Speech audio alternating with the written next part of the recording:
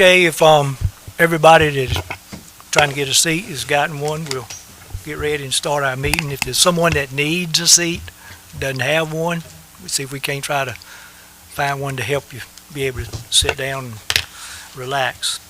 I call our meeting to order at this time. It is our general way and our normal way we open with an invocation, so I will offer that, and immediately after that we'll have the Pledge of Allegiance.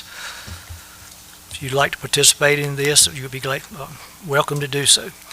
Dear Heavenly Father, the author of all good things, we come here this evening seeking to conduct the matters that come before this as a council. May you grant to us your wisdom and your power as the world seems to move faster and faster.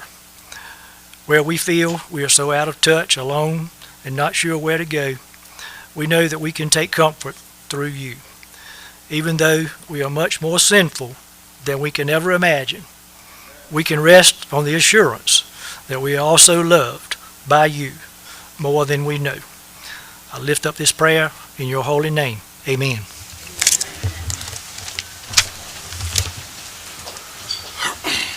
I pledge allegiance to the flag of the United States of America and to the republic for which it stands, one nation, under God, indivisible, with liberty and justice for all.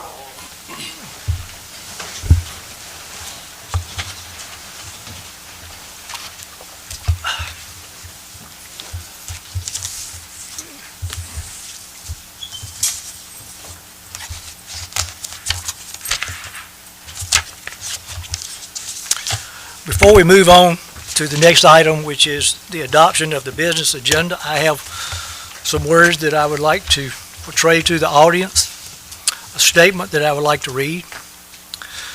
Last week, my wife sent out a post on Facebook. The text contains statements about our community. In her comments were words that were targeted the African American sector that are residing in the immediate area of our home. We have both been associated with the city of Roanoke Rapids all of our lives. She was employed at North Carolina Dominion Power before leaving to take care of our daughter Lauren. Myself, I have always been self-employed most of my career and dealt with the public sector each and every day. These words, when they were read, were very hurtful to the readers. Words can create anger, but mostly disappointment. For every hurt that we have created, I am sorry. For every ill feeling and anger, I ask for your forgiveness. For the opportunity to continue to serve this entire community, as I feel that I have tried to do during my term here, I ask for your support. My wife and I have been together 44 years. Just like most people, I support her. We all generally have that bond amongst family in most situations. Support does not always mean that we agree on everything. Support helps us learn to make better decisions when future challenges arrive. As I wrote this statement, I was thinking about the many long-term relationships that I have enjoyed over the past 30 plus years with minority businessmen and businesswomen, numerous pastors in this area, community leaders, and numerous elected officials. Sometimes the thoughts that we had in the meetings were all not on the same page, but we all wanted to create a better community for all the citizens in our city and our county. I'll give one specific example of my involvement with a minority a while back. The example was of a situation that came back to my mind. It involved a city employee. The employee actually spoke to my wife first about his situation. After that, she came to me as I was doing yard work, and she told me that I needed to contact them. I did. Then I went to see the city manager, and we discussed the situation. In the end, the employee decided it best to accept another position. We lost a veteran employee that had a great people skills as well as being knowledgeable in performing his task on his duty. If I were a person that based my thoughts and decisions based on the color of his skin, I would not have gotten involved in this matter at all. My plan is to continue to serve this city for the continuation of my term. I thank you all for your attention and the opportunity to speak to you.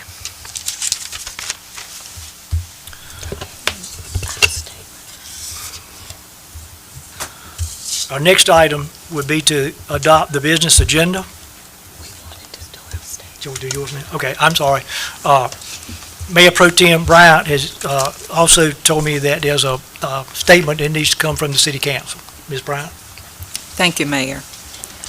Public statement from the Roanoke Rapids City Council.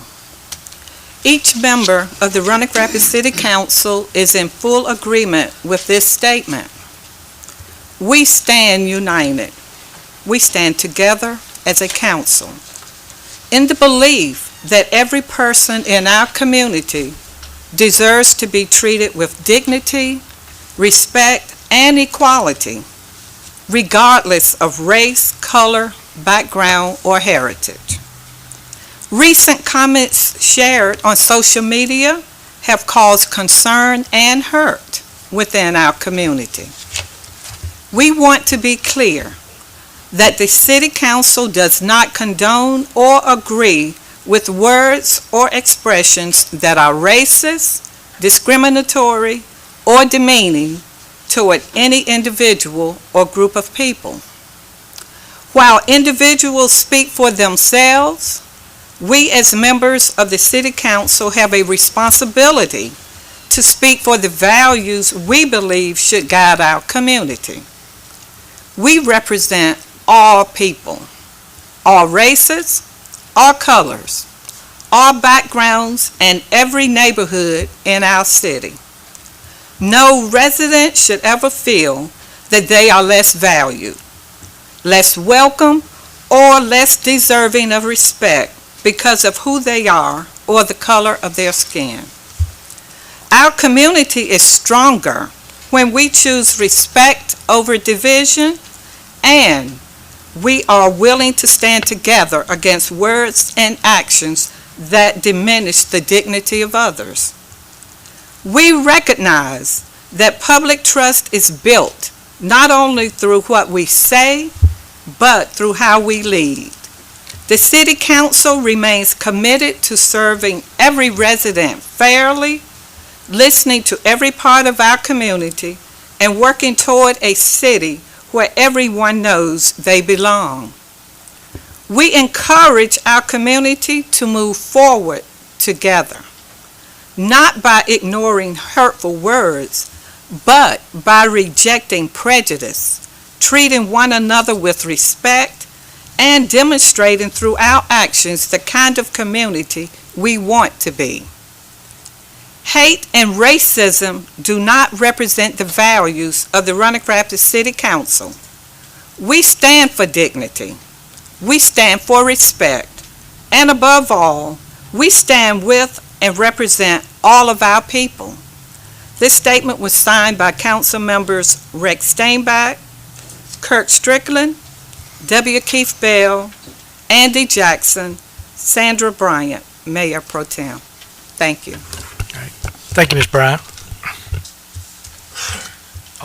We will move on now for the adoption of the agenda. We do have a session on here for a closed session that needs to be added on, which I think it's already in here. At this point, does anyone have any conflicts on the agenda? We have to motion to add it. Yes. Do we need a motion to add it? Yes, you need Okay, a motion to add Mayor, on the closed session. Item number 10, I will motion that we go into a closed session to discuss a personnel matter as allowed by North Carolina General Statute 143-318-11A6.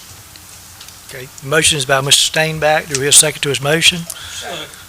Wow. Is that you, Mr. Bell? Yeah. Okay, Mr. Bell, on the second. Is there any more discussion on the matter? There being none, all in favor signify by saying aye. Aye. Opposed, no. The Motion would be approved. Now we would need a motion to adopt the agenda. Was that on the agenda or just a closed session? Was that part of the original motion to? I don't think so, but I'll motion that we accept the agenda as Okay. presented. All right. It was. That takes it all. Okay, thank you. We'll move on to public comment. Mr. Brodsky has signed up to speak, so you would be first, Mr. Brodsky. Let's see. Is he will do that now?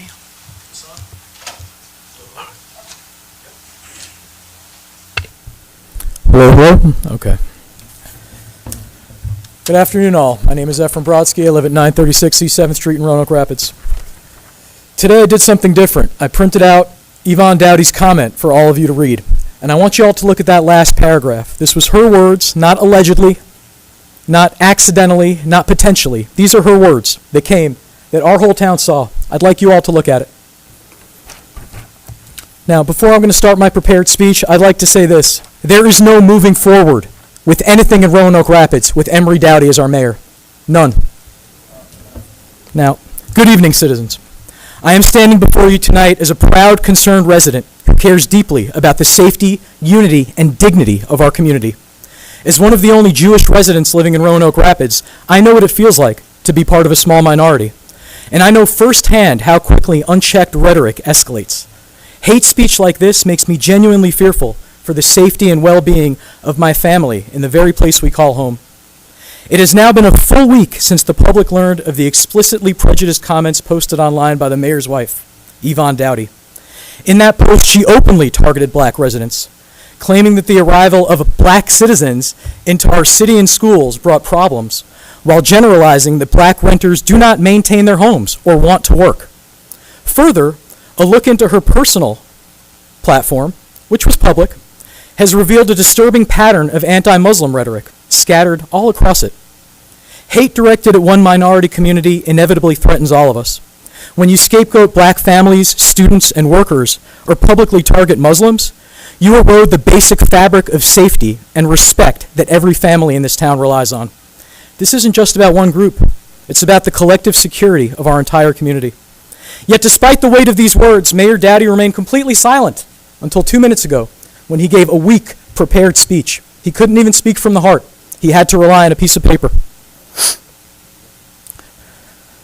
For a full week, there was no statement of condemnation, no repudiation of the rhetoric, no reassurance offered to the neighbors who now feel alienated and unprotected. Silence in the face of prejudice isn't neutrality. It's a clear signal of indifference to the fear felt by vulnerable families across Roanoke Rapids. The silence is especially painful because we live in a county still defined by its history. Much of the local wealth traces back to the plantation days of slavery, and the very structure of our schools, with 3 separate districts right here in our city limits, was designed to keep neighbors apart. There's a lot of work that needs to be done to bridge these divides, and we can't move forward if we allow our sundown town past to become our present.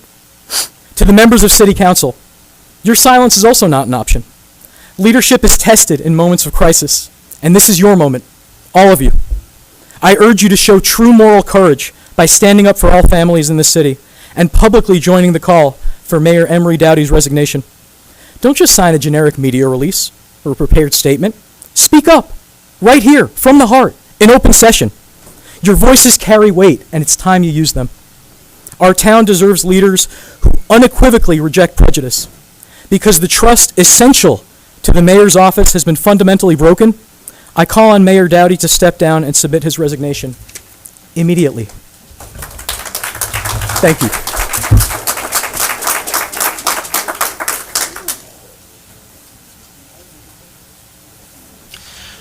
All right, so thank you, Mr. Brodsky.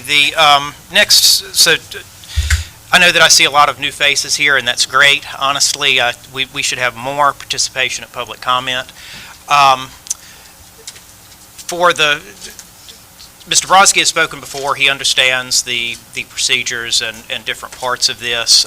He signed up for what's called scheduled public comment, which you do in advance. That gives him 5 minutes. What we're about to proceed to is unscheduled public comment. And so anybody can sign up to speak at unscheduled public comment, and you get 3 minutes. Now, if you've come in late or you didn't know, now is your opportunity. We have a sign-up sheet, which I think the mayor has now. If there's anybody that did not sign this, oh, you still have it? Okay. Okay, all right. If anybody else needs to sign up, go ahead and head over here. We don't want to miss anybody. We had somebody that didn't realize that this was the procedure a couple of weeks ago, and so we want everybody to have a chance to speak if they want to speak. As I said, since this is new to a lot of folks that don't participate in this regularly, I want to give some guidance to try to kind of help. I know a lot of times the board attorney ends up being called in to referee, and I really don't want to do that. Couple things to get out of the way. The purpose of public comment is to tell the folks sitting up here on the dais things they don't want to hear, right? And so just because you're saying something that some folks up here may not want to hear, we are not going to shut you down. The purpose of public comment is so that you can get up and say those things. Now, there are a couple of boundary lines to that. And the first and most important one is you cannot threaten physical harm to persons or property. That is illegal, and I realize that folks do that online all the time. It's not acceptable in a public forum, and we would have to shut you down for that. We don't want to have to do that. I can imagine the scope of things that people may want to say, and I think you can do that without kind of stepping on that third rail. The important thing is with unscheduled public comment, it is a 3-minute time limit. That doesn't mean that you have to use all 3 of those minutes. But when it comes to the end of your time period, please go ahead and finish up your sentence. We're not going to cut you off in the middle of a word, but please go ahead and finish up your sentence and yield the podium. The reason for that is to give everybody a fair shake at public comment. One of the things that we're proud of here in the city of Roanoke Rapids is we have the most open public comment period of any public board in this county. So if you go to the school boards, if you go to the county commissioners, the other municipalities, any of the other public boards in the county, they place more restrictions on your public comment. Some of them have a system where they pre-vet your statements. Some of them limit the number of speakers. We don't do that in the city of Roanoke Rapids. We offer it twice a month. By law, we only have to offer it once a month. So it's something that we believe in, but as part of the 3 minutes, that is an important rule because we need to be fair to everybody so that everybody has a chance to be heard. Finally, I'll say the purpose of this session is to hear public comment. Do not expect City Council to respond. It's actually in our rules of decorum. I know that a lot of folks probably picked those up when you signed up for public comment, and you'll see it in there. The purpose of this is to hear from the public, and if you're hearing from council during that, it's really distracting from the public's ability to give statements. So all of that said, that's all I wanted to say to kind of give folks some guidelines. Mayor, if I don't know who's first on the list, I'll kind of turn it over to you.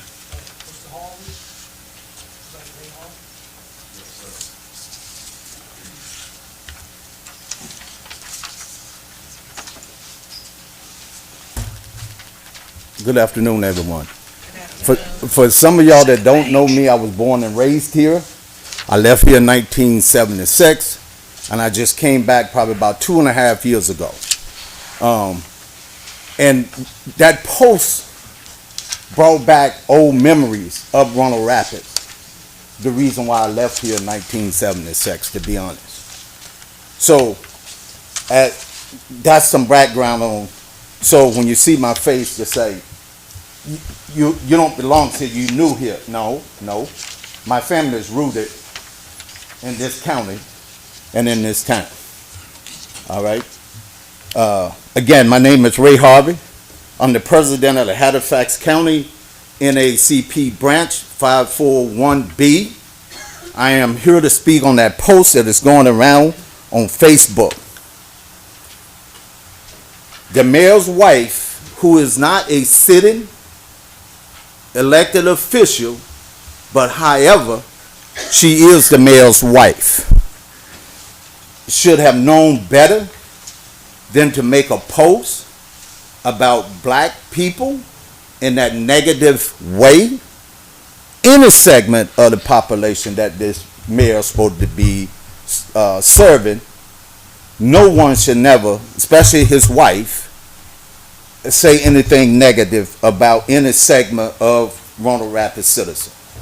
I sat back from last Wednesday to today, waiting to see what the mayor was going to respond and denounce his wife. Me, I would have denounced my wife and her actions for what she said, because as a leader of the city, and when we take that role, we got to take them roles serious. Everybody up here and over here and over there, because you're in the public eye. I'm in the public eye. When I put this hat on and this shirt on, I'm representing a brand, and that brand has rules and regulations that I can and cannot do. All right? So, to me, the mayor done lost control of this city. There's no way that this, I don't think black citizens will work hand in hand with you.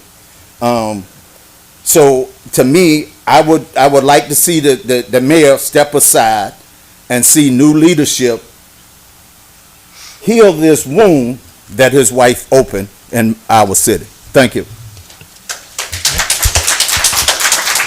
Thank you, Mr. Harvey.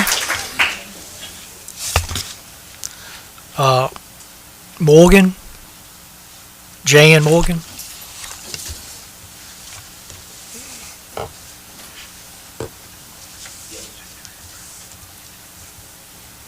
Good morning, council, afternoon, everybody else.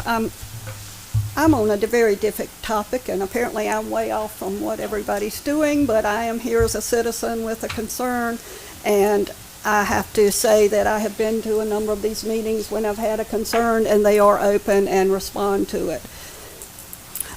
Just to give you some background, that'll give you some Miss Morgan, perspective. Miss Morgan, can you pull the microphone to your face? I'm sorry. Is that I better? want to make sure folks can hear you.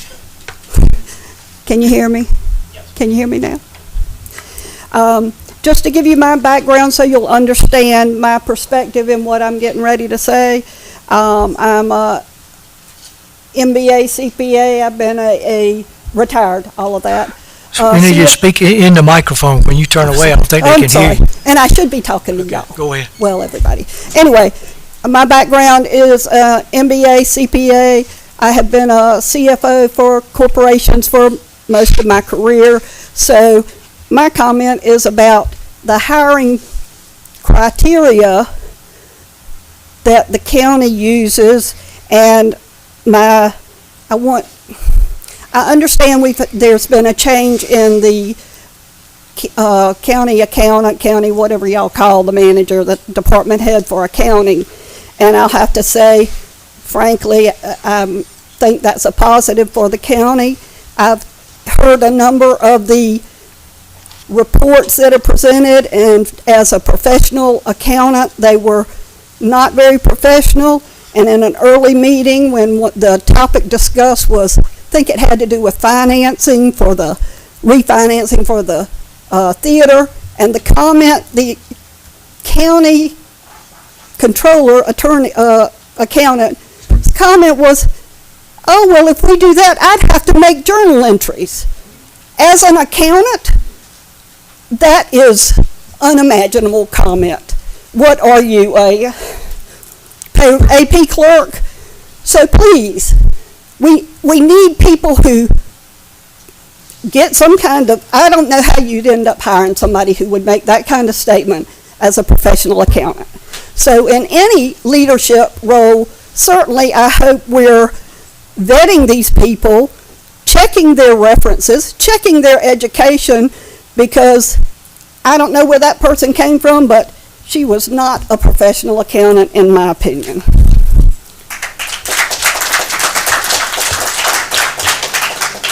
All right, thank you, Ms. Morgan. I'm sorry, but I can't, it looks like Jones, last name Jones? Yeah, yes, ma'am, that's it.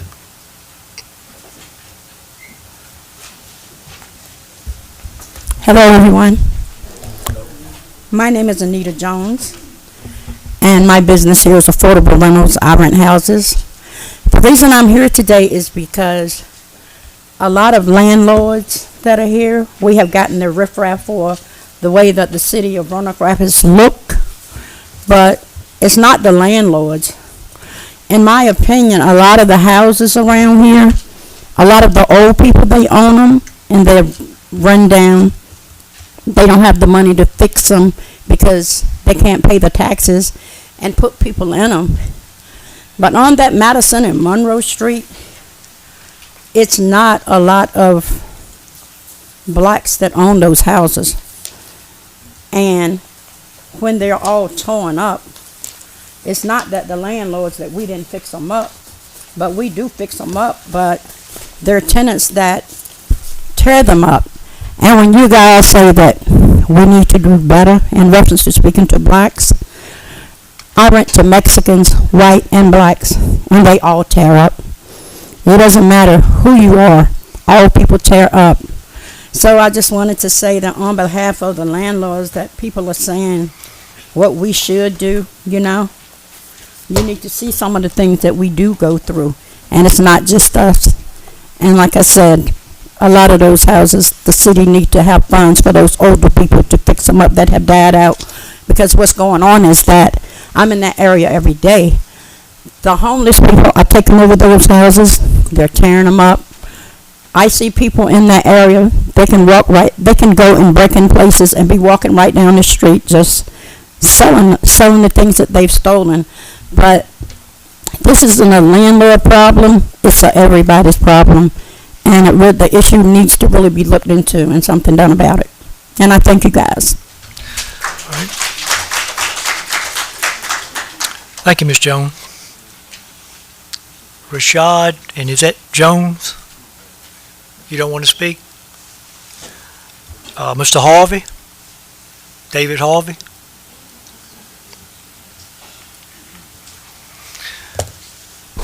Good evening to everybody. Good evening, David. I'm David Harvey. I am the longtime former president of the Halifax County NAACP, and I echo what the current president of the NAACP, Mr. Ray Harvey. I thank you so much for being here and the NAACP. I can say to you, to the people in this room, most of the people in this room know me, and especially everybody sitting up here. There's not a person sitting up here that do not know who I am. And I can tell you, when I read those comments and when I heard those comments, Mayor, from your wife, you know, the disappointment, I can't say I was totally shocked because nothing in Roanoke Rapids shocks me. I've been around that long, okay? The stench is so deep that sometimes it just comes out and it gets past people before they realize it. But this crosses the line in many ways. And when you look at what she said and pointed the finger completely at black people in this city, I have to concur with the current president and others who will come after me. That Mayor, and I'm asking everybody on this council, I know each and every one of you, I agree with with the current president. You need to speak truth to power, and you need to take a position. Mayor, I've been knowing you a long time. It's time to go. It's time to step aside. Your wife is an extension of you. She's an extension of you. And each and every one of you who's up here that has a spouse, you are a public figure. You lead this city. Your spouses are an extension of you. So it's not okay. It is not good enough to just say, we're sorry, and this shouldn't happen. We know it shouldn't happen. We know that. And she even mentioned the Roanoke Rapids Graded School District. That has been an issue in this county forever. And it's part of the reason why there's so much divide in this county. So I'm asking you, I've known you a long time. I've worked with you on some things. I work with this council. I know each and every one of you. I'm asking this council to take a position. And I want each and every one of you to ask the mayor to resign. It's time to move on so that we can start the process of trying to recover. Okay, Mr. Harvey, I this think city. your time's finished. Yeah. Thank you for your comment.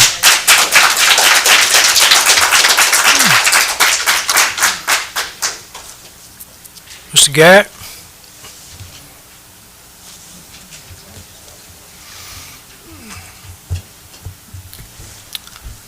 I don't have a clue what I'm going to say. I am the person that came strong to the mic about city council, about the manager, and about the way this city is run. I see that the people are blaming the mayor, and they're blaming y'all because you're silent. And that's what I'd recommend you to be, because if you say anything, it will be used against you. Silence is your only revenue. Our previous candidate for mayor is calling for this mayor to resign. I think he's got the goal. We have heard that that the comments were racist. I don't know. I'm not here to address that. I have met the mayor's wife. I know the mayor briefly. We're not close friends. We don't visit each other. But I don't believe the woman is racist. I don't believe he's racist. And I believe it was a bad situation. And I believe it was brought on by the fact you, as administrators of this city, are leading the city in the wrong direction. Our housing is falling down. Our inspection department is not working. We've got drug houses. And I know that we keep hearing the term racial. Well, today I counted how many racial remarks I heard. I heard 14 racial remarks. Not a single one of them came from a white person. I work in the area that Anita was just talking about. The people down there, 13-year-old boys, are carrying guns. We heard that the people are saying they're afraid. They're afraid. They may be afraid, but they are armed, and we know that when we're down there working, we don't confront anybody. We stay silent, because silence is the best thing to do. And we need a new person leading us, but I would recommend that we need a new city manager. We don't need a new mayor. We need an administrator of the city. Okay? And I mean, when our houses are falling down, when our buildings are falling down, and the inspection department sends out more grass letters than they do dilapidated property letters. Okay, So, thank you for your comments, Mr. Garrett. That's my point. Thank you. Thank you. Thomas, Desiree Thomas.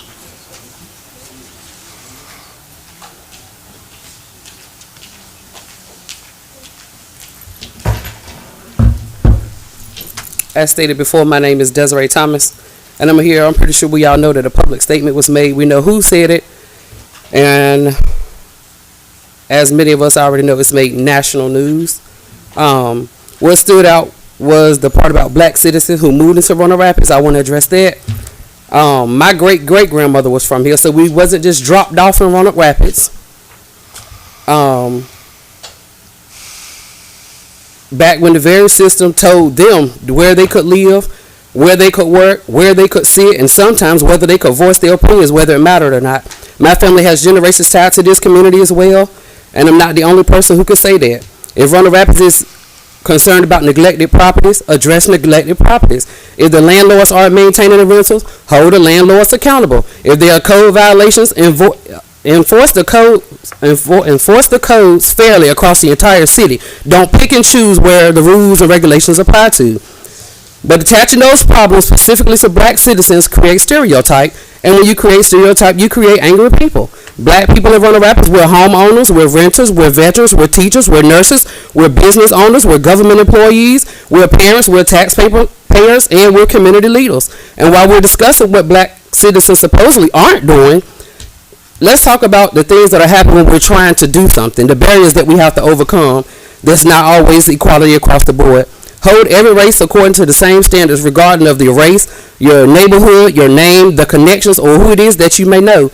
And understand something else. We've been quiet long enough, and we're going to continue to attend these meetings. We're going to ask questions. We're going to pay attention to decisions that are being made, and we're going to expect accountability from the people in trust who represent all of Roanoke Rapids, because black citizens are not outsiders in the city of Roanoke Rapids. We buy property, we build businesses, we earn degrees, we serve the country, we raise families, and we're invested in this community like everybody else. We are Roanoke Rapids too, whether you like it or not. We will not sit in silence and be stereotyped.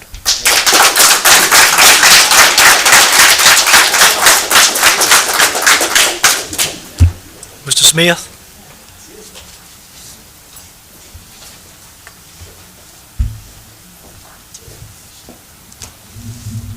My name is Wayne Smith. I live at 720 East 13th Street.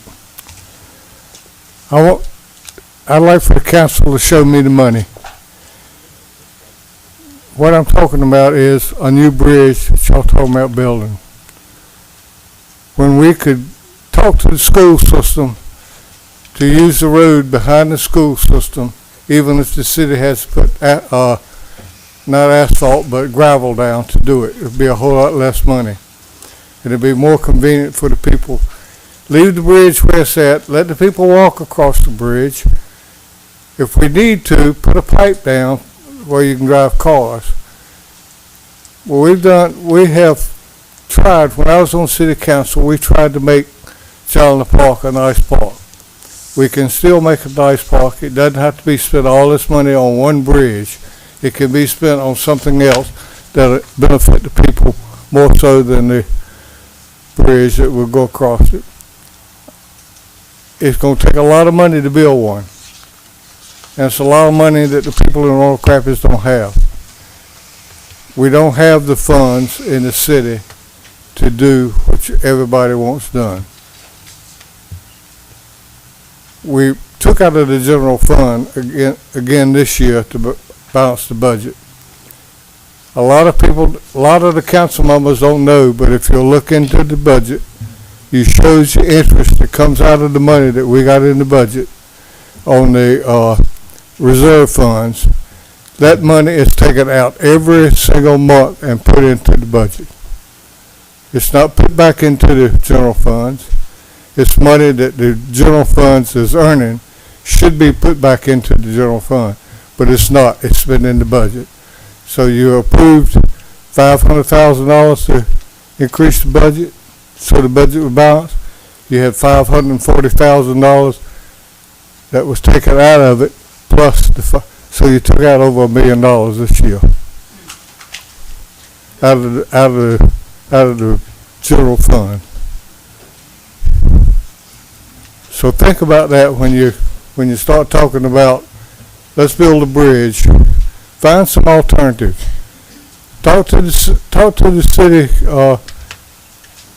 school system to let us use that road behind Challenger School. We can put stuff down to make it possible. But the kids, this is a recreation department. Kids can walk 100 yards.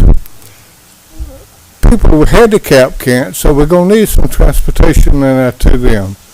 But kids are able to walk. Okay. All right. Thank you, Mr. Smith. Mr. Mills?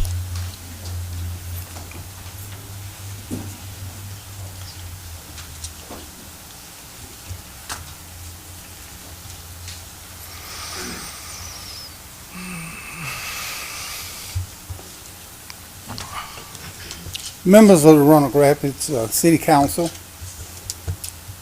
citizens, non-citizens, let me take you down a path of history here and tell you who I am. I am the descendant of John Richardson. John Richardson fought in the Revolutionary War. He was listed as a colored man. And John Richardson was told a lie one day. That lie was that he'd be free. Well, for 200 years, his neighbors, his friends, and his descendants in America were not free.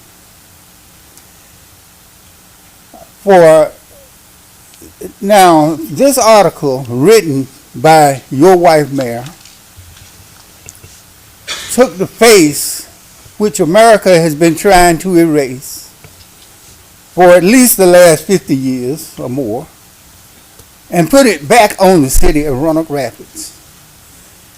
Everyone, every graduate from Roanoke Rapids High, every citizen who travels anywhere will wear the face, Roanoke Rapids is a racist town. Roanoke Rapids believes that its problem is black people. And I would share with you, when I was a young boy, which is a long time ago now, I used to, I went to date a young girl, and when I went to date this young girl, her father was a sergeant in Patton's Army. And the rest of the guys were scared to go, but I went anyway. And when I got there, he told me, I'm going to lay down the law, son. He said 9 o'clock is the limit. 10 o'clock is the rule. 11 o'clock is time enough for any old food. It's 11 o'clock, man. Okay.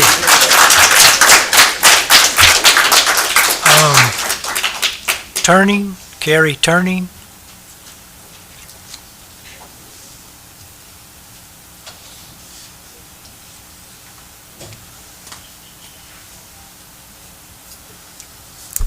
Good evening. Good evening to the City Council, to the City Manager, to the Mayor, to all of you all here today. My name is Dr. Carrie Tuning, and I am a local pastor. And I must admit that I was a little taken back when I read the message that was on Facebook. One of my members sent it to me, and I saw it. And up until this time, until this evening, Mayor, you had not been proactive and addressed the situation. You read a prepared statement that you said you wrote, and I have no doubt that you wrote it. But not only that, we heard from the council members, we heard from the city manager, and I would like to say the individual, you, sir, I am not in agreement with you that the city manager should step down. The city manager is not the mayor, nor is that her wife that wrote the statement. So I'm not in agreement with that. What I am saying is that when we start attacking one segment of the town here in Roanoke Rapids, we are not being honest. We have people that are slumlords. We have people that are addicts that are all different colors. We have a problem here in Roanoke Rapids, and it is not coming only from black people. We have educated people. I'm educated. I'm a pastor. I'm a veteran. I did 20 years. I've taught at universities, so I'm not ignorant. So when I read that, I was appalled, because no one, regardless of what their economical status may be, should be demeaned to that point. So it is no way that you or anyone on this council can convince me that you do not know the heart of your wife. There's no way. There's no way. I'm not here for a sideshow. I'm not here trying to make a name. I already have a name, and my name is written in heaven. And I'm a citizen there. But what I don't like is division. You can be blacker than 1,000 midnights in Cypress Swamp, whiter than snow, yellower than the noonday sun, or redder than crimson. But if you are not on the right side of justice, it won't work. And I don't care who it is. And my thing is that your wife should be here tonight and make a public statement. Thank you for your comment. Your wife should be here. Thank you for your comment. Maybe you can give her that message when you get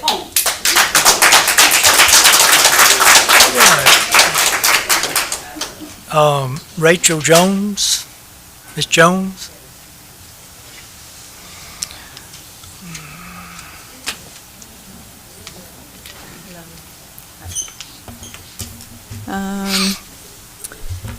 My name is Rachel Jones, and I live in Roanoke Rapids. I work in Roanoke Rapids. You may need to speak up a little bit, Ms. Jones. My name is Rachel Jones. I live in Roanoke Rapids. I work here. I take care of some of you regularly. I pay taxes here like everyone else. The reason for my visit has nothing to do with anything that's been discussed thus far. The reason for my visit has to do with an uncut lot beside my house. It sounds trivial, it sounds crazy. I live at 600 Monroe Street. The lot runs from beside my house to 5th Street. Many things have transpired in that lot, including theft from the buildings across the creek when they carry it through the lot and out, which I've reported, and that's been addressed. Thank you, by the way, for that. The grass is getting taller and taller. It is now up to here, okay? The lot was being cut on a regular basis by the city. I would call the city. I would speak to a certain individual or individuals. They would fill out a work order. The lot would be cut. It's a significant lot. Runs, as long as that parking lot. And I can't cut that lot. It is not my job to cut that lot. I keep my lawn cut. If I did not, you would find me. I would have to pay somebody to cut my lot if I couldn't do it. But trust me, I spend many, many days taking care of my property that I own. I have a sister that lives with me. She's elderly. She has some dementia. There are children. I have animals. There's wildlife I have to keep out of my yard, including bobcats, snakes. Okay? It's getting a little bit of a chore to fight these things. So if I can see them coming, I'm at an advantage. So when I called today, what I got was, we're not going to cut the lot. It's not a city lot. I said, okay, explain to me why the process has changed. I've called every time. Someone comes out after the work order is filed, the lot's cut. It takes 2 or 3 months, but it gets cut. Here I am 4 months later, grass up to here, not cut. The response was, well, let me check the city tax map. Apparently no one knows who pays the taxes. They said that it might be 235, which is the state, or it might be CSX, maybe. Well, then enforce it to 235 and CSX. Find them if they don't cut the lot. Have them cut the lot, or have them take all the grass and the weeds and everything away and make it a gravel lot. I really don't care, a cement lot. Kill the weeds and the grass. It doesn't matter to me. Ma'am, I think your time is diminished. But point being, I think we got your point. yeah, All right, thank you. it's a lot. Yes, ma'am. And Mr. Buffalo?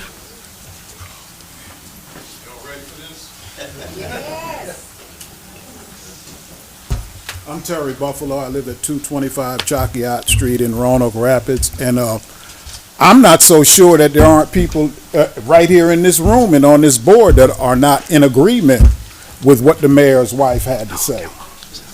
And so what I look at is what I saw missing in her assessment is probably missing in a whole lot of people's understanding and misunderstanding about what the problem is. And Mr. Mills kind of brought it up a little bit going back into history. You know, this country has a history of racial disparity, inequity, redlining, Jim Crow, and all of that stuff that has trickled down into making some of what her statement was about true. But she didn't go into the reasons for it. And that Chandler Park that they think so much of was built mostly off of the backs of the World War II veterans' benefits that they got to purchase homes that black people that fought in every war in this country did not have the opportunity to be able to have homes that they could build and prosper. The educational system, as someone else said, you got 3 different school districts here with inequity in all of the funds that go into those schools, and it's always been the black community got the least amount of money in order to educate our children generation after generation. And you can give my other minute to somebody else. Okay.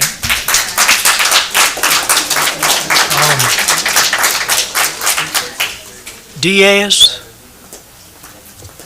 Okay. Hi, my name is Maria Murray Diaz. I am a resident of Roanoke Rapids. I've been here for about 9 years. And the first thing I wanted to say is that racism is a white person problem first. We have to handle it among ourselves and protect folks from having to always stand up and speak out. So I really think we, as folks with less melanin in our skin, we need to speak out in these moments of stress and discomfort, and incorrect speech, right? We all need to say something. We can't sit back. Another thing I wanted to say is I live in the Challoner neighborhood. I have the nicest, kindest neighbors I've ever had in my life. They go out of their way to include me. I'm definitely, at first, thought I would be an outsider and treated as such. Absolutely not. I am part of the family. They check on me. I check on them. I was shocked by this post, but again, not shocked at the same time. I also think it's very classist, and I don't think we've talked about that, but there is an assumption that people with fewer resources are inherently bad. And I just think we need to, it's our responsibility as community members and the city council to do something about it, to lift everybody up, lift all of us up. Another piece I wanted to ask of the city council and of everybody here, like, what are we going to do moving forward? Because at one point, I know after George Floyd was murdered, there was an advisory committee to the police chief, and that kind of petered out. I would love to have some sort of organization of this moment to move us forward as a city, move us forward as a community, cross those silos. We have silos on Sundays, we have silos during the week, we have silos in our business community. Like, we need to break down those silos. We need to communicate with each other, have youth organizations that get together across racial, economic, religious backgrounds and get to know each other, because I think moving forward is more important than the problem of this moment, because this is going to be history, because folks who are racist and classist are not going to be in charge forever. And I really think we as a community can work together to just move the needle, because this is, I'm done with that. Thank you so much. I really appreciate it. Thank you, ma'am. Joyce Harrison. Ms. Harrison.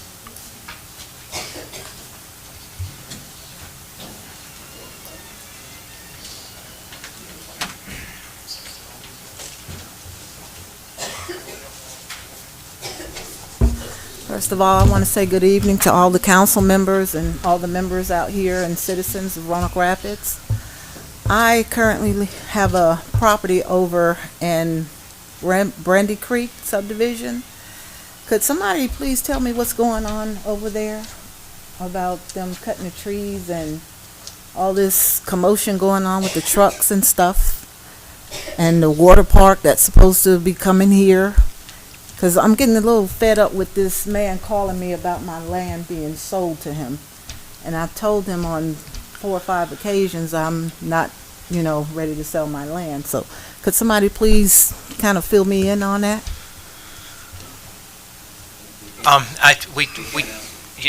We don't normally respond during public comment, but what we can do is the city manager has been taking notes. She'll get your name and information, and one of us can talk to you and answer your questions.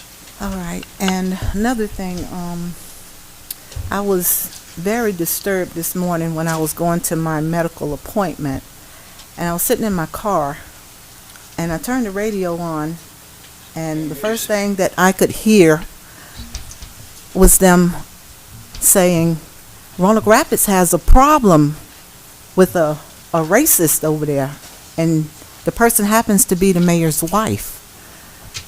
So I turned it up a little louder, and they told the whole story. And I said, it can't be. I voted for this man. But he never addressed the issue, never came forward to say anything to anybody about what his wife said. And I'm just kind of upset about it because I wouldn't have never thought his wife would have been that type of person. But, sheep's and wolf clothing, that type of thing, you don't never know. So I'm pretty sure, a lot of people in this area kind of feel the same way about it. And I'm glad to see everybody come out, and voice their opinions, because clearly I think the mayor needs to resign at this point. I really do. And I think that's about it. Thank you, Ms. Harrison. Miss Harrison, can you come over here to the city manager? She's going to get your contact information. Is there anybody in the audience that wants to speak that has not signed up?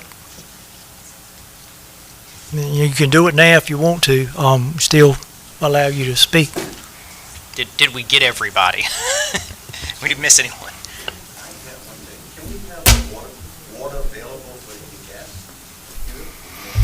Are there?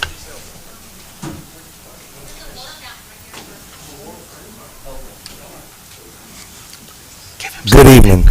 My name is Jay Wright, and I live here in Roanoke Rapids. I just want to address one thing that was said here tonight.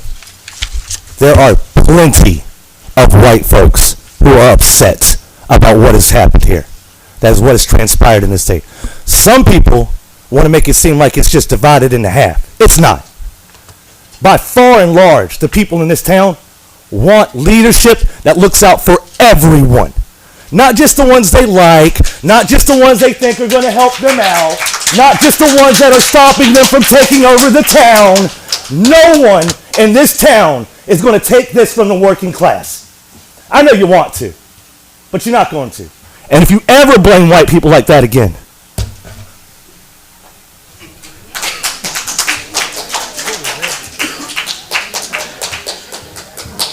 You want to sign your name on the list, Buddy Rose? They got him over now. Anybody else? Yes, ma'am. And before you leave, if you would sign over at the clerk's desk. Yes, ma'am. It's not just it's a formality that we do to make sure we can keep track, because the clerk over here has been keeping minutes the whole time, so it's important just so everybody in the audience knows that this is important, so that we know who said what and who was spoken, because the minutes are the record of what happens in this meeting. So okay, I'm Crystal Johnson, and I've been in the city for a long time. A lot of people know me on the council. My issue is what she said is truly what has happened in Roanoke Rapids. As we look around in the city, all of the businesses that's not franchised by Scott Amen. Everything else is left to the Mexicans, the Chinese, and the Arabs. There's no room for us in this city. And it's, what she said was absolute the truth. We were a sundown town then, and we acting like one now. Thank you. Okay. Well, I'll ask one more time. Anybody else want to speak? Yes, ma'am. Again, if you would sign it with the clerk before you leave. Oh, okay, I'm sorry. I did it tardy, but I did it. Yes, ma'am. Good afternoon, evening. My name is Terry Chichester. I am a resident of Roanoke Rapids and have lived in Halifax County the vast majority of my life. Nowhere is without problems. Not one place. However, I would like to say that, in my humble opinion, Yvonne Dowdy had the First Amendment right to say whatever she wanted to say. Yes, there are consequences for what you say. And I was brought up with sticks and stones may break my bone, may break my bones, but words may never hurt me. It's only my opinion.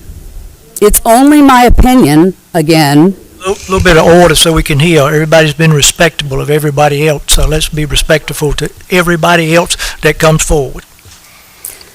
It is only my opinion, but that's what it is. I find there's an awful lot of hate speech rhetoric being thrown around. Just because we don't like it doesn't make it illegal. I'm not saying it was okay. I'm just saying she had the right to say it. That's all I have. Thank you. All right.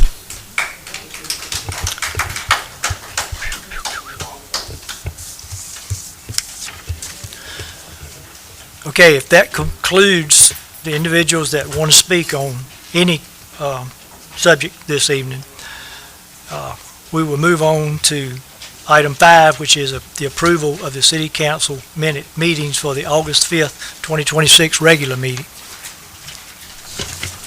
Well, I'll make a motion to approve the August 5, 2026 regular City Council meeting minutes as drafted. Okay, the motion is by Mr. Stainback.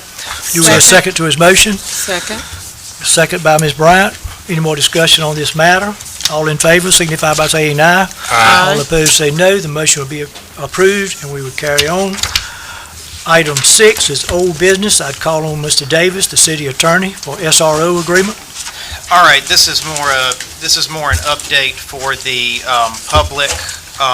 Last session, we amended the salary schedule in Roanoke Rapids in anticipation that the Roanoke Rapids Graded School District may ask us to essentially take on their school resource officer program. We are not going to do that, is the short version. And so, as things go sometimes, you kind of make some plans to try to go ahead and get out ahead of things, and when you have several different boards involved, sometimes there's different interest involved, and it works out a different way. So that's a lot of vague talk. I'm going to get into the details. I know we've got a lot of new folks here, so just to kind of explain the existing system or the system that has existed for many years regarding school resource officers at Roanoke Rapids City Schools. For many, many years, the school resource officers in Roanoke Rapids were employed by the school system directly. So they were not law enforcement officers of the sheriff's office or the city. Of course, the two law enforcement agencies that would have jurisdiction over law enforcement for the geographical area that's covered by Roanoke Rapids City Schools would be the Halifax County Sheriff's Office and the City of Roanoke Rapids Police Department. So historically, those positions were hired and maintained and managed and paid for by the Roanoke Rapids Graded School District, and then those officers were either sworn with the local police departments, or their certifications were either held by the sheriff's office or Roanoke Rapids, or sometimes both of those. And so that's the system that's existed. That is an unusual system in the state of North Carolina. In most, in every other school district that we can find in North Carolina, public school district, the school resource officers are employed directly by a law enforcement agency. And so over the years, that system has worked pretty well. We haven't really had any complaints over it. But this year, our liability carrier got in touch with us and explained that they could not cover, that if the city was, in effect, sued for the acts or omissions of a school resource officer, because we hold their certifications, that they would not cover the city. So, of course, what that means is, the effect of that is the city would be left holding that liability. That is a fantastic liability. And so, and there's been, I understand that there's been some talk in the background that says, well, this is this change that's coming regarding the school resource officers is some kind of plot by the city of Roanoke Rapids. It's the city manager, the police chief, that, somebody here is kind of pushing this. Listen to me, it is the liability carrier that is really pushing this. And that is an important thing, because if the city were to have to bear that liability, we're living in we're not living in the year 2000, we're not living in 2010. We are post Sandy Hook, we are post Uvalde, we are post George Floyd. And so there is a lot of scrutiny not only on the performance of law enforcement officers, but also the performance of security at public school systems. And there should be. They're some of the most vulnerable populations we have. And so that was the concerns that were expressed by our liability carrier. So we started a discussion with the Roanoke Rapids Graded School District and informed them that we wouldn't be able to maintain the current system, but we wanted to look at other options to make sure that kids still felt safe and there was still security at the schools, and rather than just a police officer down the street or on the beat somewhere in Roanoke Rapids. And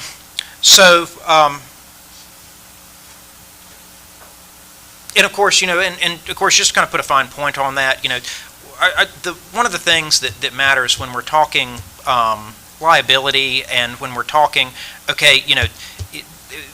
insurance companies are looking, and attorneys are looking at, what are our potential costs? Not only litigation costs, but the chances that we may have to pay out and other kind of aspects.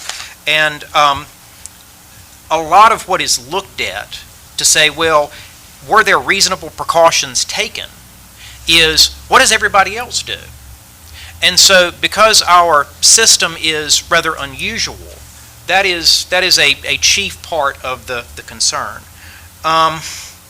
because it's harder to justify a unique situation retroactively, even if over the years we've never had a problem with it. So my understanding is that the school has been in touch with the Halifax County Sheriff's Office, and I believe that they will be taking that responsibility on. And honestly, maybe that is probably the fairest thing to the citizens of Roanoke Rapids, the tax-paying citizens of Roanoke Rapids. And the reason I say that is, and I think there's been some mention of it, but just to kind of address the elephant in the room, one of the concerns as we were having this discussion was probably, I hope everybody in this room knows that the school district borders are not contiguous with the borders of the city of Roanoke Rapids. And so there are a substantial portion of individuals who are citizens of the city of Roanoke Rapids that pay taxes to the city of Roanoke Rapids that don't get the benefit of city schools. By the same extension, there are a substantial amount of residents who are not citizens of the city of Roanoke Rapids, but within the school district for Roanoke Rapids City Schools and go to city schools. So essentially, if it was something where we were in effect, footing the bill for that. You would have city taxpayers, in effect, paying tax revenue for a service they can't receive, and also folks that aren't paying taxes to the city of Roanoke Rapids that are getting a windfall from us. And so part of those negotiations behind the scenes, I'll just go ahead and tell you, did include reimbursement to the city for the cost. And that's normally the way that it works. The schools get grants for those things, and normally the way that it works is in other school districts and other counties is the school system will reimburse the law enforcement agency that provides those services for some or all of their cost of employing that personnel. And of course, nowadays, employing an officers don't start at $20,000 to $40,000. I think our starting position is significantly more than that. And because of the way law enforcement retirement works, that position actually costs more than a similarly compensated position that is a non-law enforcement officer. So, all of that said, I want everyone to know that because we took that action last time, and I said that there would be an update coming this time. This is the update. And before anyone catastrophizes this, because I know how social media works, and I know how folks kind of sometimes jump to the worst conclusions when we're talking about protection of children in the school system. Nothing is going to change about the level of protection that children receive here in the city of Roanoke Rapids. Just because those school resource officers will not be wearing city badges, just because they won't be carrying in city uniforms or carrying city guns, does not mean that those kids won't be protected by proper security. And it doesn't mean that if an incident occurs out there that the Roanoke Rapids Police Department won't respond just like they would respond to anywhere else in the city. But the important thing from a liability standpoint is, so everybody knows, is that the Roanoke Rapids Police Department will no longer have any role in supervision, employment, or training of the school resource officers. That's not to say that they're not going to get that before anybody catastrophizes it. They're going to get training, supervision, all of those things. They're just going to get it from the sheriff's office, is what I believe.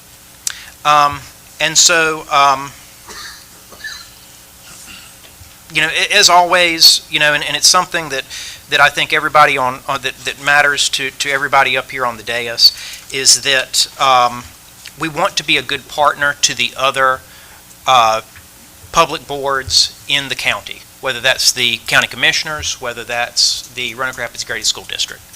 And regardless of where you live, regardless of whether you have children in the city school system, whether you don't have kids or you've got kids that are not in the city school system, the protection of children from K through 12 in our public school systems are important to everybody up here.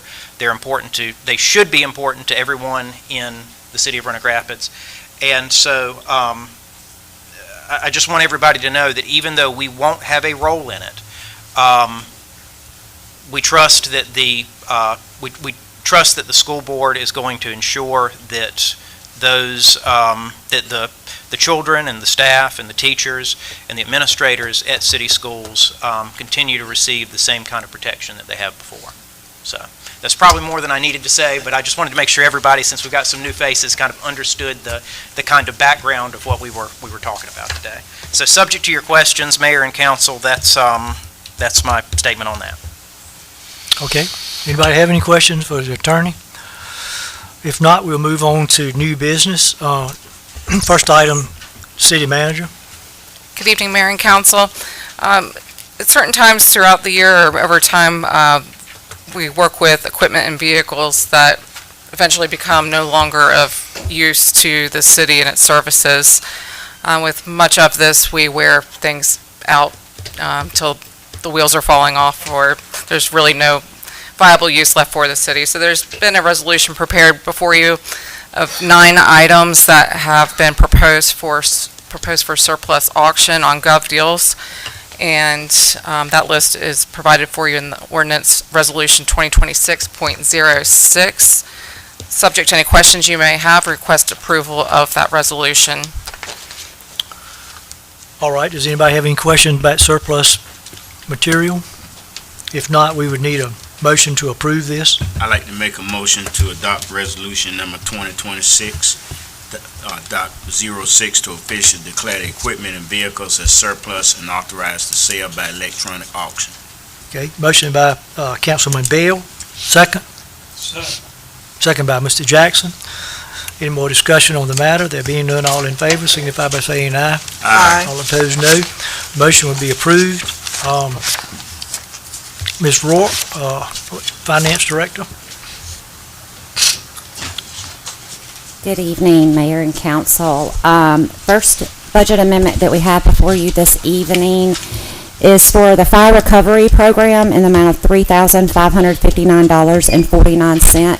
Council previously approved ordinance number 2026.35 for fiscal year 26. However, these funds were actually receipted in during fiscal year 27. So I ask that you rescind ordinance 2026.35 and adopt ordinance 2026.37. Okay, we need a motion to approve that. Mayor, I'd like to make a motion to rescind ordinance number 2026.35 and adopt ordinance number 2026.37 in the amount of $3,559.49 for fire recovery funds. I'll second that. All right, the motion was by Mr. Strickland and the second was by Mr. Steinbach. Is there any more discussion on this matter? If there is none, all in favor signify by saying aye. Aye. All opposed, no. The motion will be approved. I believe you have the next several items also. Yes, sir. The city received funds from the Weldon Police Department and the Halifax County Sheriff's Department in support of National Night Out. Council previously approved those funds in fiscal year 26. However, National Night Out did not occur until fiscal year 27. So we are asking to carry those funds forward to fiscal year 27 in the amount of $2,374.64 in support of the National Night Out expenses. We need a motion for that. Mayor, I'd like to make a motion to adopt ordinance number 2026.38 in the amount of $2,374.64 for National Night Out. Okay, the motion is by Ms. Bryant. Second. Second by Mr. Steinbach. Any more discussion? There being none, all in favor signify by saying aye. Aye. All opposed, no. Motion will be approved. The police department has received a donation in the amount of $2,000, so we request approval of ordinance 2026.39. Okay, someone make a motion? Mayor, I'll motion to adopt ordinance number 2026.39 in the amount of $2,000 for a donation to the police department. Okay, motion by Councilman Steinbach, second. Second. Second by Ms. Bryant. Any more discussion? All in favor signify by saying aye. Aye. Opposed, no. The motion be approved. The police department also received OSC unauthorized substance tax funds in the amount of $69.80. So we ask council to approve ordinance 2026.40. Okay, we would need a motion for that business. I'd like to make a motion to adopt ordinance number 2026.40 in the amount of $69.80 for the OSC unauthorized substance tax. All right, Councilman Bell, the motion. Second. Second by Ms. Bryant. Any more discussion? There being none, all in favor signify by saying aye. Aye. All opposed, no. Next item. And lastly, the fire department has received fire recovery program funding in the amount of $3,278.50. So we asked council to adopt ordinance 2026.41. All right, do we hear such a motion? Mayor, I'd like to make a motion to adopt ordinance number 2026.41 in the amount of $3,278.50 for the fire recovery fund. All right, motion is by Councilman Strickland. Second? Second by Mr. Jackson. Any more discussion? There being none, all in favor? Aye. All opposed, no. The motion will be approved. All right, thank you very much. The next item is the city manager's report. I think you all have a copy of it. Yes, sir. Good evening again, Mayor and Council. Just a few items to report for this evening. We received notice from Halifax County Board of Elections that they are consolidating precincts, and the subject of one of the precincts in the city limits is the Lloyd Andrews City Meeting Hall that we are currently sitting in. This facility has served as a voting precinct for a number of years and will be consolidated likely with the Newtown Resource Center on Election Day. The board thanks the city for allowing the facility to be used for many years to provide a clean and safe place for voting. But the decision was based solely on having sufficient parking for voters, precinct officials, campaign workers, residents, and staff members. And so, which also that frees up Tuesday, November 3rd, which is the first Tuesday of the month, and we typically hold our meetings on the Wednesday, the 4th of November, or it's planned on those dates this year, and so we could adjust our schedule to meet on Tuesday, November 3rd in lieu of Wednesday, since the facility is available. Last winter, we received contact from the Food Bank of Central and Eastern North Carolina seeking to find a new location for its monthly distribution of senior food boxes. And they've been using the Becker Manor location recently and have kind of outgrown that space in that area there. The city reached out in response to their request and have determined that the backside of TJ Davis will be appropriate for their monthly distribution. It'll be on the third Tuesdays of every month in the morning hours, and so that will start in September. And just want to thank our staff for making those accommodations to make that happen. Currently, the food bank serves over 200 senior citizens at its location, and they expect more. The police department has a community meeting scheduled for August the 31st at Challoner Recreation Center. It'll begin at 6:30. Want to make sure that people know and are welcome to attend. Come meet our leadership, hear about stats, hear about the things that are happening in our community, and share your thoughts with our police leadership. Try to make it record attendance this time. We hope that people will come.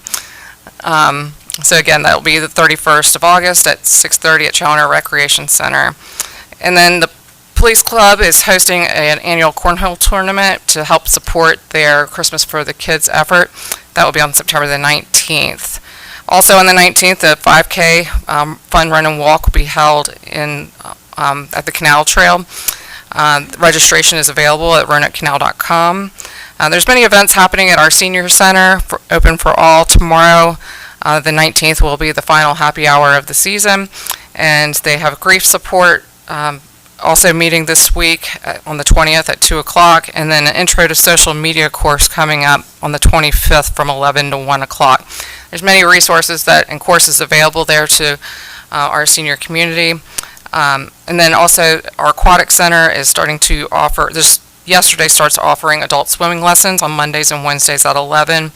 And the center will be closed this upcoming Saturday, the 22nd, due to lifeguard shortages, since many of our lifeguards have returned to their academic study at the end of the summer season. Back to school is occurring. Many schools have already started now, but the majority will start on Monday, the 24th.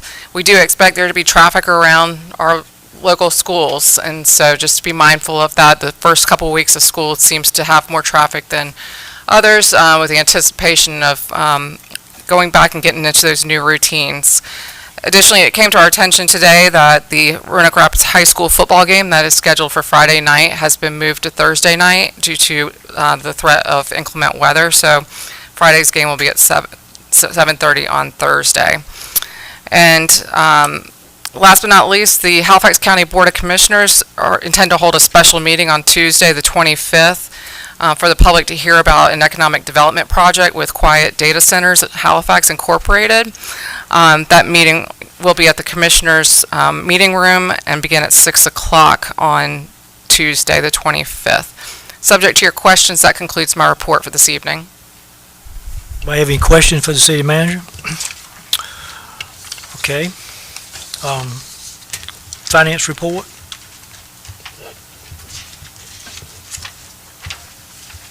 Okay, for the month ending in July, it doesn't look pretty, sorry guys, but this is typical of the first couple of months of the year. revenue receipts total about 132,000 right now, while expenditures are totaling right at over 2.4 million. We pay out a lot of liability stuff on July 1st. Software renewals, our first theater bond payment of the year, liability insurance, workers' comp, all of those things are due right at the beginning of the year. So this is very typical that our expenditures will exceed our revenues for the first couple of months. This is historically our lowest revenue growth month. We should start receiving significant revenue allotments in the month of September with ad valorem, sales and use, and utility franchise. Does anybody have any questions about the month of July? Just an update for fiscal year ending June 30th. We have received all of our revenues. We got the last allotment yesterday for sales and use tax. And without having the full report ready for you tonight, since we just got it yesterday, we are kind of looking at revenues exceeding expenditures by a little over $1.5 million. So we will be returning a significant amount of money to the fund balance. So does that mean that we probably will not have to use what we had taken out of the fund balance to balance the budget for last year? Yes, sir. Okay, that's That good. is what that means. Thank you. Thank you. Okay, we have one other item that we'll need to address in just a minute. I just wanted to make a comment. Thank you to the police department and the fire department and the other EMS people that came 2 or 3 weeks ago when I had a mishap on the intersection between Marshall Street and 10th Street. It seemed they were almost there as soon as my truck stopped rolling and got away from the telephone pole. We were wrapped around.